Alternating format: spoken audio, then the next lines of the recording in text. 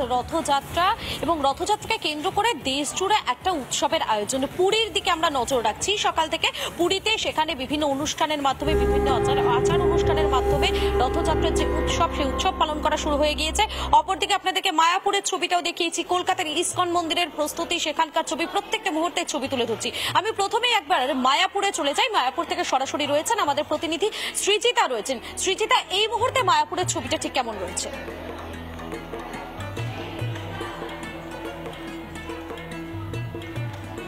দেখো, একে একে রথে তোলা হচ্ছে জগন্নাথ বলরাম সুভদ্রাকে। প্রথমেই বলরাম দেবকে তোলা হয়েছে তার তালধ্বজ রথে। দেখো, এখনো সাজানো চলছে, কিছুটা জায়গা পরিষ্কার করা চলছে এবং যখন বলরাম দেবকে তোলা হচ্ছিল ওই জায়গাটিকে ধুয়ে দেওয়া হচ্ছিল, সিঁড়িগুলিকে ধুয়ে দেওয়া হচ্ছিল শেষ মুহূর্তে। তারপরে তুমি দেখো জগন্নাথ দেবকে পদ্মের মালা পরানো হয়েছে এবং আরও অন্যান্য ফুলের মালা পরানো হয়েছে। জগন্নাথ দেব যখন রথে অধিষ্ঠিত হয়েছেন তার তালধ্বজে ঠিক তার পাশেই সুভদ্রা মহারানী তিনিও অধিষ্ঠিত হয়েছেন। দেখো, সুভদ্রা মহারানীর পোশাক বদল করা হচ্ছে এবং তাকে কিছুটা বাইরে থেকে ঢেকেও রাখা হয়েছে। তিনি হলুদ পোশাকে ছিলেন, তাকে লাল পোশাক পরানো হলো, সেই ছবিটা আমরা দেখতে পেলাম। এবং পদ্মার ধ্বজে কালো লাল রঙের যে রথটি দেখতে পাওয়া যাচ্ছে, সেই রথে করে মায়াপুরের উদ্দেশ্যে, মায়াপুরের পঞ্চপাণ্ডব মন্দির হল যেটি রয়েছে সেখানে তারা পৌঁছবেন। এবার অপেক্ষা শুধু শ্রী শ্রী জগন্নাথ দেবের, তার জন্য অপেক্ষা। দুই ভাই বোনকে কার্যত পাঠানোর পর সর্বশেষে তিনি অধিষ্ঠিত হন, তিনি আসেন রথে উঠতে, খালি সেই মুহূর্তেরই অপেক্ষা। এবার জগন্নাথ দেব তিনি হয়তো প্রস্তুতি নিচ্ছেন রথে ওঠার জন্য, রাজাপুর ছেড়ে মায়াপুরে যাওয়ার জন্য, মায়াপুরে গিয়ে থাকার জন্য আগামী 7 দিন। দেখো, পদ্মের মালা পরানো হচ্ছে সুভদ্রা মহারানীকেও, পদ্মের মালা পরানো হচ্ছে। সেই ছবিটা আমরা যতটা সম্ভব তুলে ধরার চেষ্টা করছি। মেরাজ আলী আমার ভিডিও জার্নালিস্ট একের পর এক অসাধারণ কিছু ছবি তুলে ধরছে। পদ্মের মালা পরানো হচ্ছে সুভদ্রা মহারানীকে, সেই ছবিটা আমরা দেখতে পাচ্ছি সরাসরি। এইভাবেই সুসজ্জিত করা হচ্ছে দুই ভাই বোনকে কার্যত, এবং বড় জনের অপেক্ষায় বলা যেতে পারে রয়েছেন তারা দুজনে। জগন্নাথ দেব এলেই আর কিছুক্ষণের মধ্যেই শুরু হয়ে যাবে রথযাত্রা, যেটার অপেক্ষায় রয়েছে গোটা রাজ্য, গোটা মায়াপুরবাসী। ইতিমধ্যেই বহু ভক্ত সমাগম হয়েছে এবং পাশাপাশি পুলিশ অ্যারেঞ্জমেন্টটাও খুব শক্তিশালী করা হয়েছে। দেখো, ভক্তদের ভিড়, এই দুপুর রোদে কত মানুষ এসেছেন শুধুমাত্র এই রথযাত্রাকে উপভোগ করার জন্য, এই রথযাত্রাকে দেখার জন্য। এমনিতেই এই রাস্তাটি খুব সরু, সেই জায়গা থেকে বেশ কিছুটা বিধিনিষেধও পালন করতে হচ্ছে ইসকনকে, যাতে কোনো বিপদ না হয়, সেই দিকটাতে যেমন নজর রাখা হচ্ছে। এবং অপর দিক থেকে একটা আওয়াজ পাওয়া যাচ্ছে, আমি তোমাকে বলতে চাইছি, এখান থেকে আর কয়েক পা এগোলেই জগন্নাথ দেব, তাকে নামানো হয়েছে। জগন্নাথ দেব এবার তিনি সরাসরি চলে আসবেন এই রথে, তার নন্দী ঘোষে এসে জগন্নাথ অধিষ্ঠিত হবেন, সেই ছবিটা আমরা তুলে ধরার চেষ্টা করছি। তবে তার পাশাপাশি মন্দির অব্দি যেতে যেতে আমি তোমাকে দেখিয়ে রাখি, রাস্তা দিয়ে বহু মানুষ হাঁটতে হাঁটতে যাচ্ছেন, উলু দিতে দিতে যাচ্ছেন, বহু মানুষ রাস্তার পাশে দাঁড়িয়ে রয়েছেন। এই আবেগটাই ভারী অদ্ভুত। এবং দেখো, আমি তোমাকে নিরাপত্তার কথা বারবার বলছিলাম, পুলিশ রয়েছে, প্রচুর পরিমাণ পুলিশ রয়েছে, লাঠিধারী পুলিশও রয়েছে, সেটা আমরা দেখতে পাচ্ছি। একেবারেই সৃজিতা, একেবারে সৃজিতা, বোঝাই যাচ্ছে সেখানে একেবারে জগন্নাথ দেব, বলরাম দেব এবং সুভদ্রা দেবী তারা প্রত্যেকেই কিন্তু প্রস্তুত রথে করে মামার বাড়ি যাওয়ার জন্য। আমরা যাবো আবারও তোমার কাছে সৃজিতা, তুমি থাকো আমাদের সঙ্গে। এই মুহূর্তে একবার মাহেশের দিকে আমাদেরকে নজর রাখতেই হবে। মাহেশের কতটা প্রস্তুতি পর্ব, সেখানে এখন কি চলছে, সমস্ত বিষয় জেনে নেব। আমাদের সঙ্গে রয়েছেন আমাদের প্রতিনিধি রামকৃষ্ণ রয়েছেন। রামকৃষ্ণ, এই মুহূর্তে মাহেশের ছবিটা কেমন?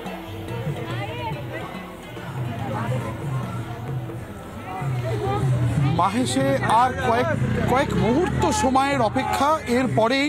এরপরেই প্রথমেই সুভদ্রা দেবী, তিনি এই দ্বার দিয়ে তাকে বার করে নিয়ে আসা হবে। তার সঙ্গে থাকবেন নারায়ণ সঙ্গে নিয়ে মা সুভদ্রা তিনি বেরোবেন। তার ঠিক পরেই, সুভদ্রা দেবীর পরেই বলভদ্র, তিনি রথে আরোহণ করবার জন্যে এই পথ দিয়েই তিনি আসবেন। তার প্রস্তুতি চলছে এই মুহূর্তে। এরপর সুভদ্রা দেবীর সঙ্গে সঙ্গে বলভদ্র এবং শেষে জগন্নাথ প্রভু, তাকে এখানে লেপ দিয়ে মুড়ে তাকে নিয়ে যাওয়া হবে।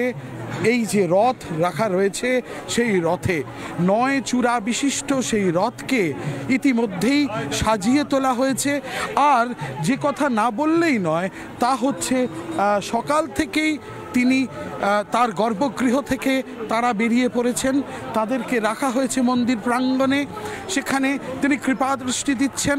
সেখান থেকে বেরোনোর পর তারা রথে উঠবেন, কিন্তু মাহেশের রথে ওঠার একটা রীতি আছে। মাহেশের রথে যখন তিনি রথারূঢ় হবেন তার আগে তাকে লেপ কম্বল দিয়ে মুড়িয়ে দেওয়া হয়, এবং সেই লেপ কম্বলে মোড়া এই 3 বিগ্রহ তাকে তার যারা সেবায়েতরা রয়েছেন তারা নিয়ে তাকে রথে তুলে নিয়ে যাবেন। কিন্তু একটা কথা না বললেই নয়, তা হলো ইতিমধ্যে রথের যে সাজ আমরা দেখতে পাই, 9টি চূড়া বিশিষ্ট যে রথ, সেই রথের যে তলাগুলি রয়েছে, যে তলগুলি রয়েছে, একেবারে উঁচু তলায় থাকবেন আমাদের প্রভু জগন্নাথ দেব। তাকে তুলে নিয়ে যাওয়া হবে। প্রথমেই রথে উঠবেন সুভদ্রা দেবী, তারপরেই বলভদ্র এবং শেষমেশ জগন্নাথ প্রভু। তিনি রথ নিয়ে তার রথ আজকেই অন্যান্য জায়গায়, অর্থাৎ পুরীর কথা যদি ধরি, পুরীতে আজকে হয়তো 2 দিন ধরে রথযাত্রা রয়েছে, কিন্তু আজকে বাংলায় এই রথযাত্রা একদিনেই সম্পন্ন হবে বলে ইতিমধ্যে আমরা জানতে পেরেছি। শুধু তাই নয়, আজকে এই রথযাত্রার যে রশিতে টান পড়বেন, সেই রশিতে টান দেওয়ার জন্যে কয়েক লক্ষ অগণিত মানুষ তারা ইতিমধ্যেই ভিড় জমিয়েছেন গোটা রাস্তা জুড়ে। তার আগে আরেকটা কথা বলতে হয় যে এই গোটা মাহেশের যে রাস্তাটা, অর্থাৎ শ্রীরামপুরের যে রাস্তাটা, সেই শ্রীরামপুরের রাস্তায় মানুষের ঢল নামার কারণে ইতিমধ্যেই যান চলাচলে নিয়ন্ত্রণ আনা হয়েছে, যেটা প্রতি বছরই করা হয়। এবং এই যান চলাচলে নিয়ন্ত্রণের ফলে একমাত্র রথের রশিতেই টান দেওয়ার জন্যে যে ভক্তকুল অপেক্ষা করে আছেন, তারা সেই রথকে নিয়ে যাবেন গুন্ডিচা বাড়িতে। একটা কথা ভীষণভাবে বলতে ইচ্ছা করছে, তা হচ্ছে এই যে মাসির বাড়ি বলে যে শব্দটিকে বলা হয়, আসলে মাসি কে? মাসি কি সত্যিই জগন্নাথ দেবের মাসি? বোধহয় শাস্ত্র বলছে যে মাসি বলতে তাঁর আর এক সহচরীর কথা, যিনি কৃষ্ণ সহচরী, তাকেই মাসি বলে উল্লেখ করা আছে। এবং সেই মাসির বাড়িতেই কৃষ্ণ তিনি রথারূঢ় হয়ে, জগন্নাথ প্রভু হয়ে তিনি আজকে সে পথেই রওনা দেবে। অর্থাৎ নয়নপথগামী, সে নয়নপথগামীতে আমাদেরও অপেক্ষা, কখন মনের রশিতে আমাদেরও টান পড়ে। তাই আজকে এই একেবারে রামকৃষ্ণ, তুমি থাকো আমাদের সঙ্গে, আমি আবারও যাব তোমার কাছে। আর এই মুহূর্তে যে ছবি আমরা দেখাচ্ছি, পুরীতে রথে আরোহণ জগন্নাথ দেবের, দেখুন অপরদিকে রথে চড়লেন বলরাম এবং রথে উঠেছেন সুভদ্রাও। দেখতে পাচ্ছেন সেই ছবিগুলো আপনাদেরকে দেখাচ্ছি এক এক করে, প্রত্যেকটা মুহূর্তের ছবি আপনাদের সামনে আজ সকাল থেকে আমরা তুলে ধরছি, কেননা আজ মহাপ্রভুর রথযাত্রা। প্রভু জগন্নাথ, বলভদ্র এবং সুভদ্রা দেবী তারা আজ মাসির বাড়িতে বেড়াতে যাবেন। সে একটা উৎসব।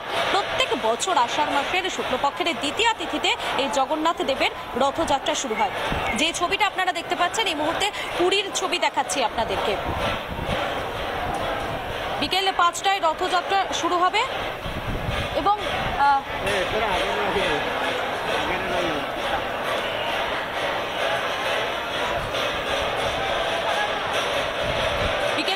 রথযাত্রা শুরু হবে। সূর্যাস্ত পর্যন্ত টানা হবে জগন্নাথ দেব, বলরাম এবং দেবী সুভদ্রার রথ।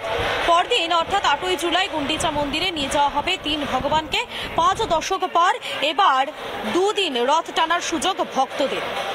53 বছর পর বিরল শুভ যোগ পুরীর জগন্নাথ ধামে। 7 এবং 8ই জুলাই 2 দিন ধরে এবারে উৎসব পালিত হবে পুরীতে। এই 2 দিনই জগন্নাথ দেবের রথের রশিতে টান দিতে পারবেন ভক্তরা।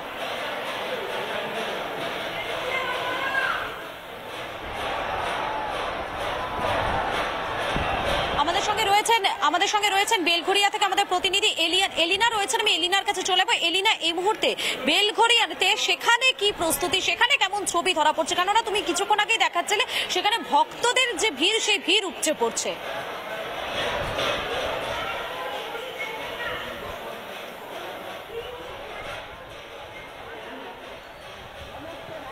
একেবারেই মধুকল্পিতা, দেখো ইতিমধ্যেই রথযাত্রার যে প্রস্তুতি, বেলঘরিয়া রথতলা জগন্নাথ মন্দিরের পক্ষ থেকে সেই প্রস্তুতি পর্ব কিন্তু ইতিমধ্যেই প্রায় শেষের পথে। কারণ আর কিছুক্ষণের মধ্যেই প্রভু জগন্নাথ দেবকে নিয়ে আসা হবে, একেবারে তাকে অধিষ্ঠিত করা হবে। তার যে রথ, অর্থাৎ আমার পিছন দিকেই জগন্নাথ দেবের যে রথ অর্থাৎ নন্দী ঘোষ, সেই রথের যে প্রাণ প্রতিষ্ঠার পুজো, সেই পুজো ইতিমধ্যেই কিন্তু সম্পূর্ণ হয়েছে। জগন্নাথ দেব, বলরাম, সুভদ্রা তিন ভাই বোন আজকে মাসির বাড়ি যাত্রা করবে এই রথে চেপে। এই তিন রথের যে প্রাণ প্রতিষ্ঠা, সেই প্রাণ প্রতিষ্ঠা কিন্তু সম্পূর্ণ হয়ে গিয়েছে।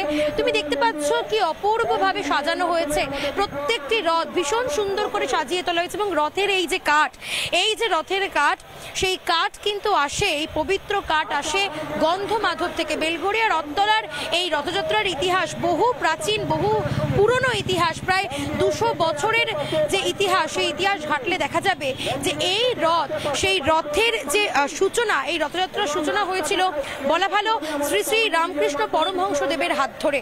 এই মুহূর্তে যে ছবি দেখানোর চেষ্টা করছি, পরপর তুমি দেখতেই পাচ্ছ তিনটি রথ দাঁড়িয়ে রয়েছে। আর কিছুক্ষণের মধ্যেই একেবারে জগন্নাথ দেব, সুভদ্রা, বলরাম তাদেরকে নিয়ে আসা হবে এবং তারপর তাদের অধিষ্ঠিত করা হবে তাদের রথে।